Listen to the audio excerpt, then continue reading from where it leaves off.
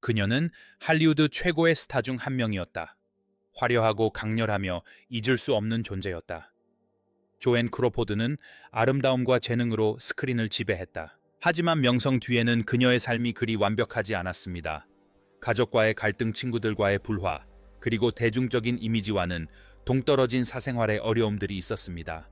그래서 1977년 그녀가 세상을 떠났을 때 사람들은 성대한 장례식을 기대했습니다. 하지만 실제로 무슨 일이 일어났을까요? 그녀의 장례식에는 거의 아무도 오지 않았습니다. 유명 인사도 많은 인파도 없었고 그저 조용한 작별 인사만이 남았습니다. 어떻게 그토록 큰 스타가 그렇게 외로워질 수 있었을까요? 저희와 함께 그녀의 시작으로 돌아가 모든 이야기를 파헤쳐 보세요. 그녀의 삶은 순탄치 않았습니다. 조앤 크로포드는 처음부터 조앤 크로포드라는 이름을 가진 것은 아니었습니다. 그녀는 텍사스주 샌안토니오에서 루실 페일러라는 이름으로 태어났습니다.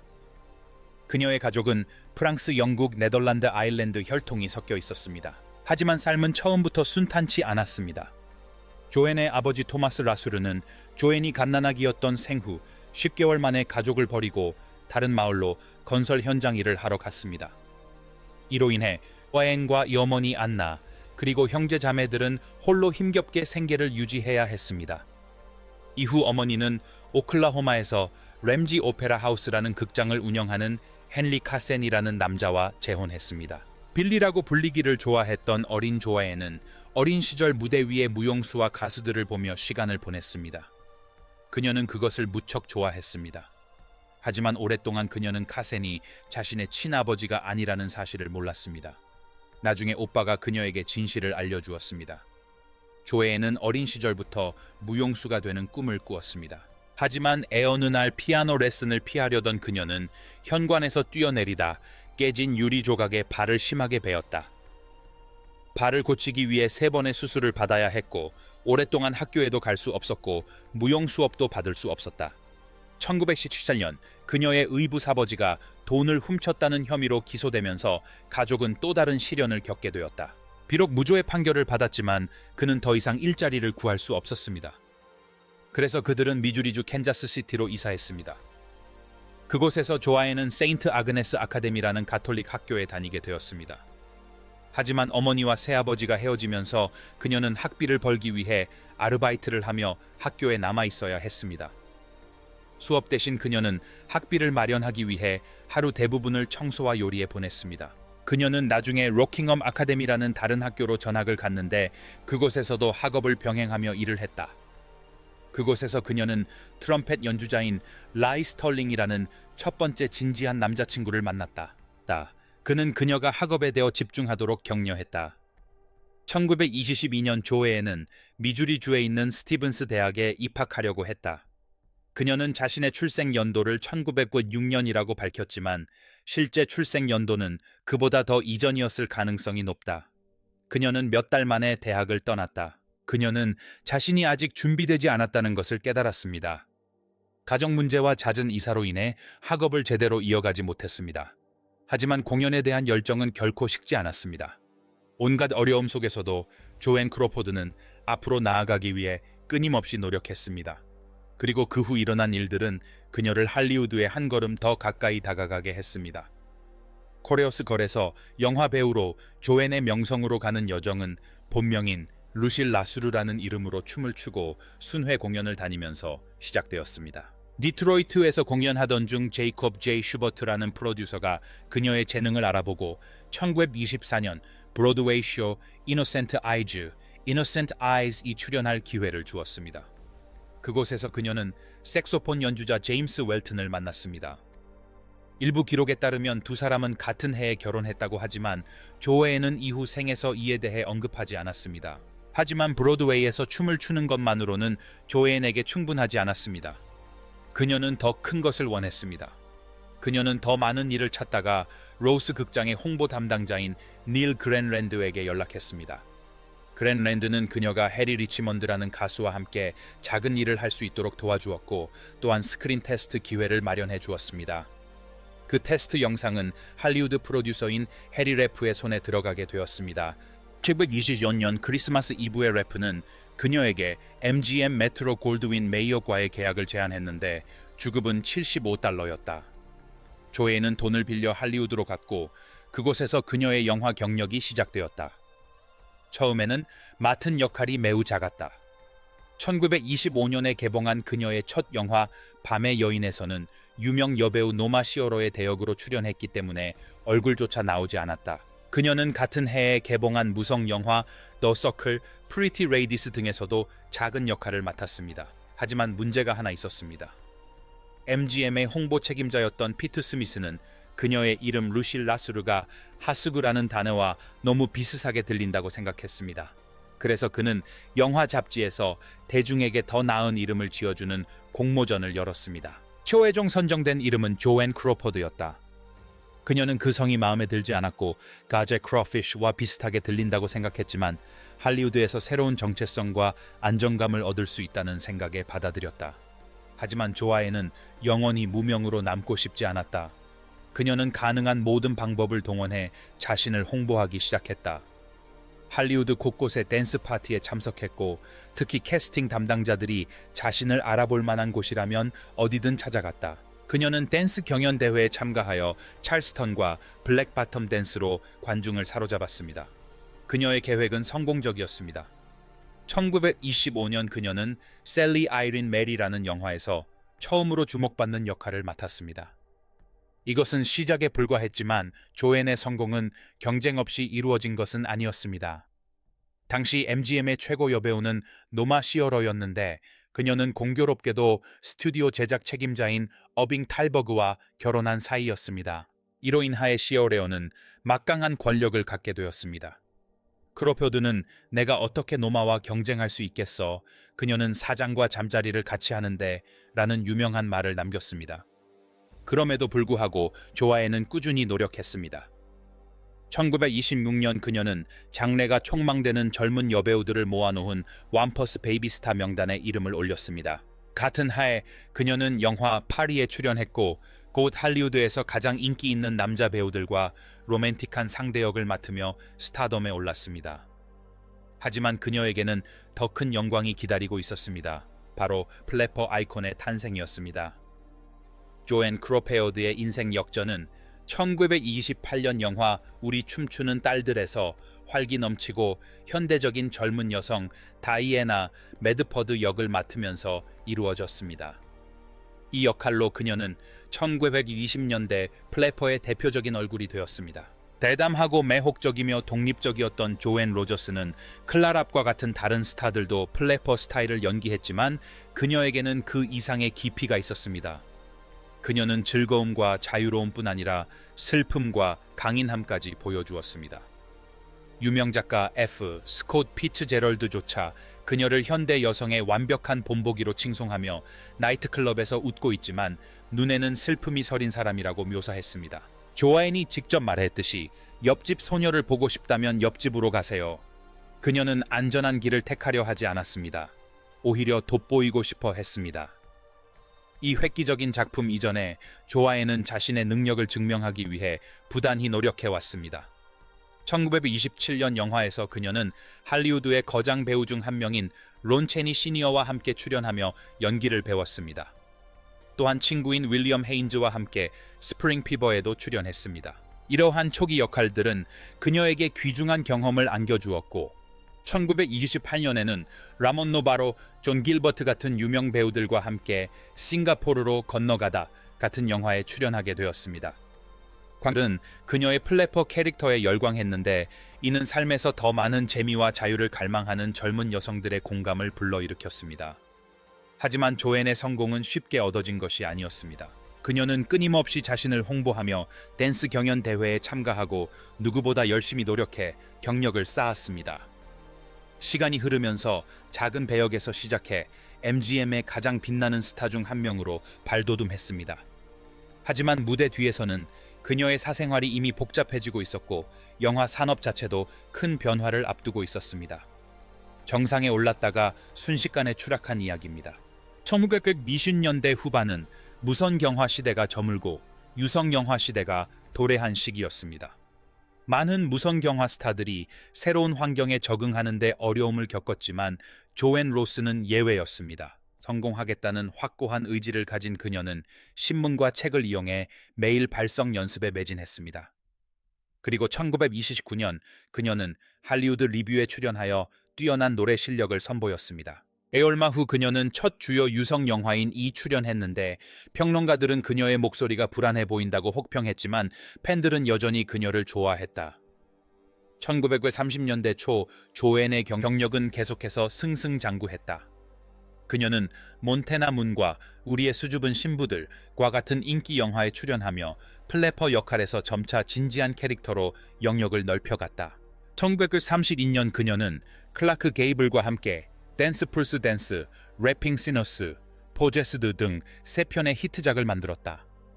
1932년에는 아카데미 시상식에서 작품상을 수상한 화려한 캐스팅의 영화 그랜드 호텔에 출연했다.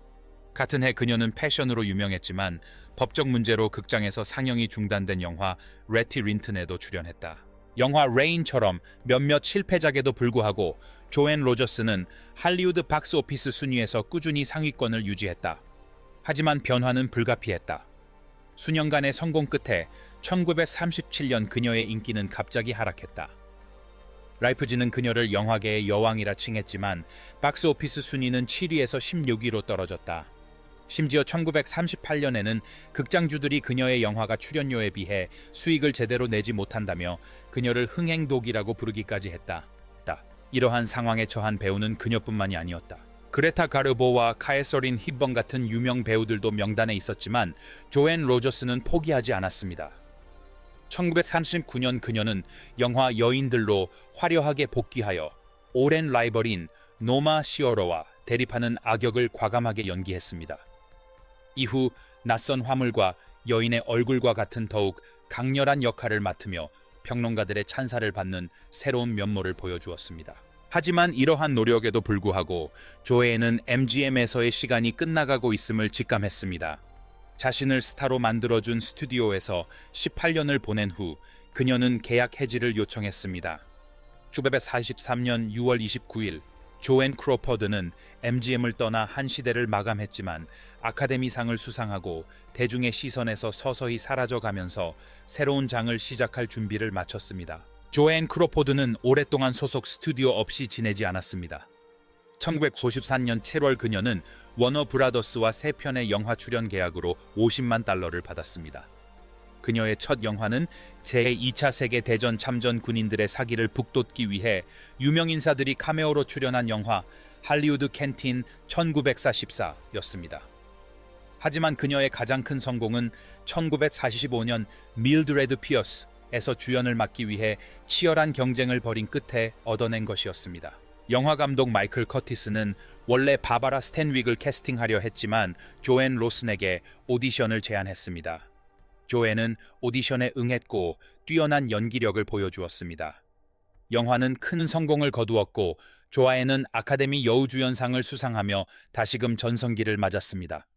이후 그녀는 존 가필드와 함께 출연한 1946년작 와벤 해프트링과 함께 출연한 1947년작으로 아카데미상 후보에 다시 한번 올랐습니다. 그녀는 또한 데이지 캐년, 플라밍고 로드, 저주받은 자는 울지 않는다 등의 영화에서 주연을 맡았습니다. 이 영화들에서 그녀는 어려운 상황에 직면한 강인한 여성을 자주 연기했습니다. 1950년경에는 출연 영화 편수가 줄었지만 그녀의 연기는 여전히 강렬했습니다. 1952년 이 여자는 위험해 이후 그녀는 워너 브라더스를 떠나 다른 스튜디오에서 활동을 이어갔습니다. 같은 해에 그녀는 영화 서든 피어로 3번째 아카데미상 후보에 올랐습니다. 하지만 그녀의 경력은 서서히 하락세를 보이기 시작했습니다. 조앤은 다른 일에 관심을 돌렸습니다. 1955년 그녀는 펩시콜라 사장인 엘프레드 스틸과 결혼했습니다. 1959년 남편이 사망한 후 그녀는 펩시 이사회 이사직을 이어받아 1973년 은퇴할 때까지 재임했습니다. 그녀는 1960년대까지 영화와 TV 드라마에 출연했지만 배역수가 줄어들고 인기도 시들해지기 시작했습니다. 1970년 그녀의 마지막 영화인 공포 영화 트로그에 출연한 후 연기 활동에서 완전히 은퇴했습니다. 만년에는 사생활을 중시하며 대중 앞에 거의 모습을 드러내지 않았습니다. 그녀는 생애 마지막 몇 년을 대중의 시선에서 벗어나 홀로 보냈습니다. 할리우드 최고의 스타 중 한 명으로 기억되는 그녀를 이렇게 조용히 마무리 지은 것은 많은 사람들에게 놀라움을 안겨주었습니다. 하지만 그 전에 그녀의 사생활을 좀 더 자세히 살펴보겠습니다. 언론의 헤드라인을 장식했던 결혼 생활, 조앤 크로포드의 사생활은 그녀의 영화만큼이나 드라마틱했습니다. 그녀는 1929년 6월 3일 더글러스 페어뱅크스 주니어와 첫 번째 결혼을 했다. 결혼식은 비밀리에 뉴욕의 한 교회에서 열렸지만 할리우드에는 큰 충격이었다. 페어뱅크스 주니어는 할리우드 최고의 스타였던 더글러스 페어뱅크스와 메리 피그포드의 아들이었기에 두 사람의 갑작스러운 결혼을 탐탁지 않게 여겼다. 가 애월 동안 그들은 그 부부를 자신들의 유명한 저택인 히크페어에 초대조차 하지 않았습니다. 크로포드와 페어뱅크스 시니어 사이의 관계는 서서히 나아졌습니다. 그는 크로포드를 어린 시절 애칭인 빌리라고 부르기 시작했고 크로포드는 그를 더그 삼촌이라고 불렀습니다. 하지만 그때조차도 크로포드는 소외감을 느낄 때가 많았습니다. 페어뱅크스 남자들이 골프를 칠 때면 그녀는 혼자 있거나 그녀와 많은 시간을 보내지 않는 피그포드와 함께 있어야 했습니다. 몇 년 후 결혼 생활은 파탄에 이르렀습니다. 크로포드는 1933년 페어뱅크스 주니어와 이혼했는데 그 이후로 남편이 질투심이 많았고 사소한 일로 밤새도록 다투었다고 밝혔습니다.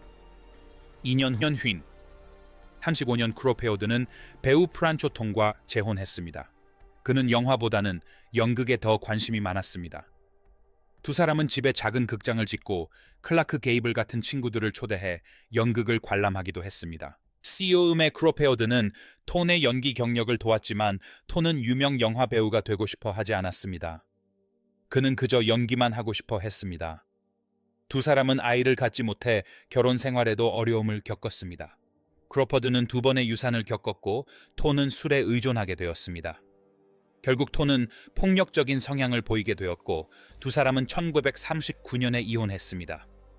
비록 결혼 생활은 끝났지만 두 사람은 친구로 남았습니다. 토니네 은 1962년에 크로포드에게 다시 청혼했지만 그녀는 거절했습니다. 토니가 1968년에 사망했을 때 크로포드는 그의 유골을 캐나다 머스코와 호수에 뿌리도록 했습니다. 크로포드는 1942년 필립 테리를 만난 지 불과 6주 만에 결혼했지만 그들의 관계도 오래가지 못했습니다. 두 사람은 1945년에 별거했고 1946년에 다시 한번 상대방의 학대를 이유로 이혼했습니다. 그녀의 마지막 결혼은 1955년 펩시콜라 사장인 알프레드 스틸과의 결혼이었다.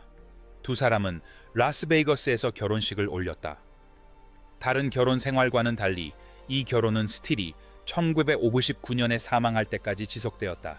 그는 그녀의 아이들에게 새아버지가 되었다. 그리고 크로포드는 처음으로 가정에서 어느 정도 평화를 찾은 듯했다. 하지만 스틸과의 결혼 생활조차도 그녀의 삶은 결코 평온하지 않았다. 그렇다면 조앤 크로포드는 어떤 어머니였을까요?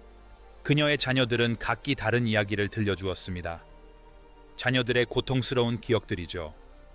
조앤 크로포드는 1940년에 첫째 딸 크리스티나를 입양했습니다. 미혼이었던 그녀는 캘리포니아주 밖에서 입양해야 했습니다. 라스베이거스의 한 입양 기관을 통해 크리스티나를 만났는데 크리스티나의 친모는 젊고 미혼 여성이었습니다. CEO음의 크로포드는 아기의 이름을 조앤이라고 지었지만 나중에 크리스티나로 바꿨습니다. 이후 필립 테리와 결혼한 크로포드는 아들을 입양했습니다. 아이의 본명은 마커스 게리 콜버그였지만 크리스토페어라는 이름으로 바꾸었습니다.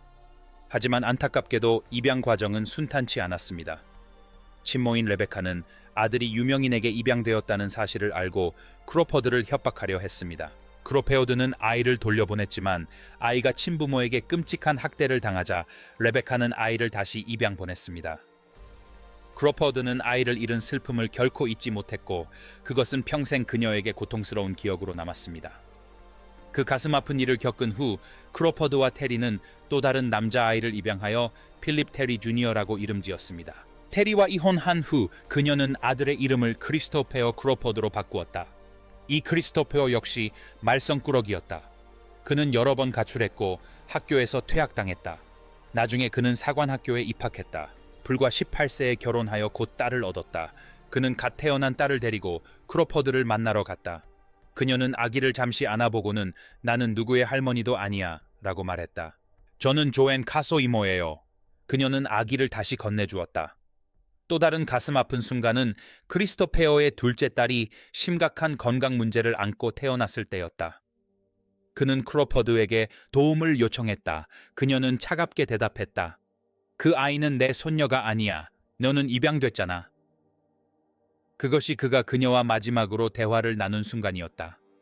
1947년 크로포드는 캐시와 신시아라는 쌍둥이 소녀를 입양했다.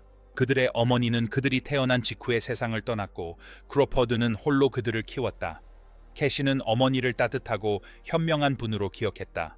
그녀는 나중에 결혼하여 자녀를 낳았다. 신시아 역시 결혼하여 자녀를 두었지만 2007년에 사망했습니다.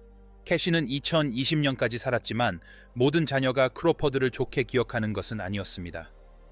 크리스티나는 나중에 엄마에게라는 책을 썼는데 그 책에서 크로포드를 학대자로 묘사했습니다. 그녀는 크로포드가 한때 분노에 찬 눈으로 자신의 얼굴 가까이 다가와 목숨이 위태롭다고 느꼈다고 말했다. 하지만 캐시는 이에 동의하지 않고 어머니가 세상에서 가장 훌륭한 어머니였다고 했다. 크리스티나는 캐시가 더 어리고 키우기 쉬웠기 때문에 다른 경험을 했을 거라고 생각했다.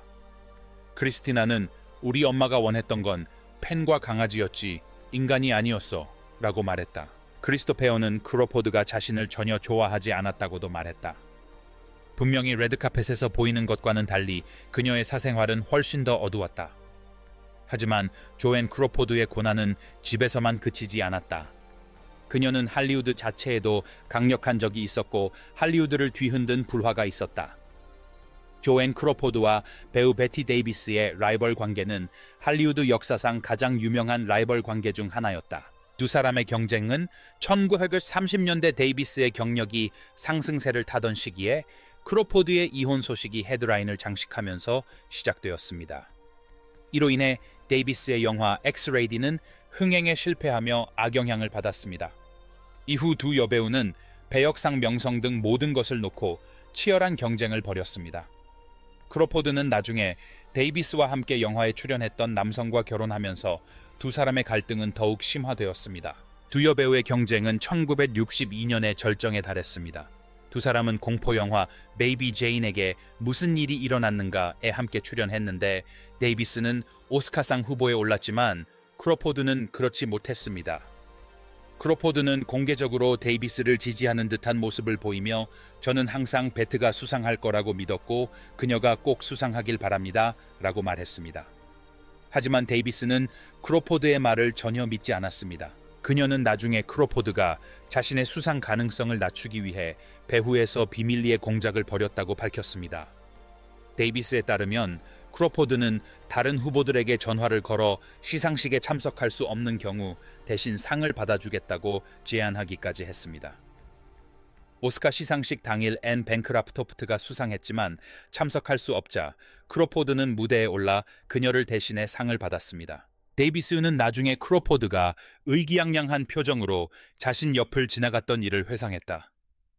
크로포드의 미소는 마치 네가 이기지 못했고 나는 너무 기뻐 라고 말하는 듯했다. 두 여성은 극이 끝내 화해하지 못했다. 데이비스는 크로포드의 장례식에 참석하려면 관뚜껑을 꼭 못으로 닫아 놓아야 한다고 농담처럼 말하기도 했다. 하지만 두 사람의 갈등은 데이비스와의 싸움에서 끝나지 않았다. 크로포드의 자녀들 역시 그녀와 다툴 일이 많았습니다. 그리고 그 다툼 중 일부는 마지막까지 이어졌습니다. 조앤 크로포드와 비 데이비스 사이의 갈등은 개인적인 원한에서 비롯되었습니다. 데이비스는 크로포드가 영화 감독과 잠자리를 같이 하는 것을 원치 않았다고 말했는데 그 이유는 감독이 크로포드에게 더 많은 클로즈업 장면을 줄까봐 두려웠기 때문입니다. 두 사람 사이의 긴장감은 영화 베이비 제인에게 무슨 일이 일어났는가의 촬영을 더욱 힘들게 만들었습니다. 두 사람의 무다의 뒤에서 분장실 출연 분량 등 모든 것을 놓고 다투었습니다. 그들의 불화는 수십 년 동안 지속되었습니다. 데이비스의 경력이 절정에 달하고 크로포드의 경력이 쇠퇴하던 시기에도 그들은 싸울 이유를 찾아냈습니다. 두 사람 모두 강한 의지를 가진 여배우를 환영하지 않던 할리우드 시대에 영향력 있는 여성이었습니다. 두 사람 모두 스포트라이트를 포기하고 싶어 하지 않았습니다. 한 사람이 성공하면 다른 한 사람은 패배의 쓰라림을 느꼈다. 하지만 결국 시간은 그들의 경쟁을 끝냈다. 크로포드는 1977년에 세상을 떠났고 데이비스는 그로부터 몇 년 후 그 뒤를 따랐다. 오직 죽음만이 그들의 경쟁을 끝낼 수 있었다. 조앤 크로포드의 마지막 생애. 1970년 조앤 크로포드는 존 웨인이 그녀에게 유명한 세실 B 데일 상을 수여할 때 무대 위에 당당히 서 있었다. 이내은 로스앤젤레스 코코네어트 그로브에서 열린 골든 글로브 시상식 중 일어난 일이었다. 그녀가 말년에도 할리우드에서 여전히 존경받고 있음을 보여주는 특별한 순간이었다. 같은 해 그녀는 1922년에 잠시 공부했던 미주리주 스티븐스 대학을 방문했다. 사람들은 그녀가 들려주는 인생 이야기에 귀를 기울였다. 하지만 크로포드가 자신에 대하여 공개적으로 이야기한 것은 이번이 처음이 아니었다. 1962년에는 첫 자서전인 조앤의 초상 A Portrait of Joan을 출간하여 자신의 이야기를 직접 들려주었다. 이후 1971년에는 나의 삶의 방식 My Way of Life 이라는 두 번째 책을 출간하여 할리우드에서의 삶 1 그리고 살아남는 것에 대한 생각을 공유했다. 그러나 얼마 지나지 않아 그녀의 공식 석상 출연은 줄어들었다. 조앤 크로포드의 마지막 공식 석상은 1973년 4월 8일이었습니다. 그녀는 뉴욕에서 열린 전설적인 여배우들이라는 행사에 특별 게스트로 참석했습니다. 500석 규모의 극장은 사람들로 가득 찼고 사람들은 그녀의 대표작들을 담은 영상들을 감상했습니다. 마침내 그녀가 무대에 오르자 관객들은 환호성을 멈추지 않았습니다. 그녀는 관중들의 질문에 답하고 진정한 스타처럼 무대를 떠났다. 하지만 밖에서도 팬들은 그녀의 차를 에워싸고 그녀가 바로 떠나지 못하게 막았다. 그들은 이 순간이 끝나지 않기를 바랐다. 이후 크로포드는 서서히 대중의 시선에서 벗어났다. 1973년 그녀는 같은 뉴욕 건물 안에 더 작은 아파트로 이사했지만 그녀의 삶은 훨씬 더 조용해졌다. 1994년 9월 그녀는 레인보우 룸에서 열린 출판 기념 파티에 마지막으로 모습을 드러냈습니다.